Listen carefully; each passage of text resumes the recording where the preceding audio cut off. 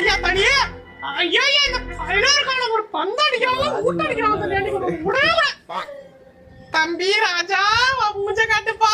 ஒண்ணுல்லப்பா anti பால் என் புள்ள கண்ண பாருங்கடா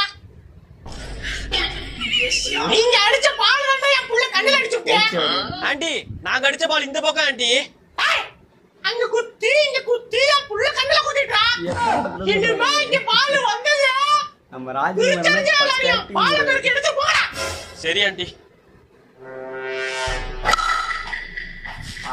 ஐயா திருத்த மாட்டான புடிய விடுவா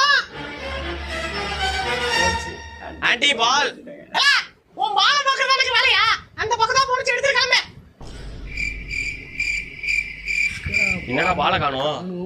சரி வாங்க காசு போட்டு ஒரு புது பால் வாங்கியோம்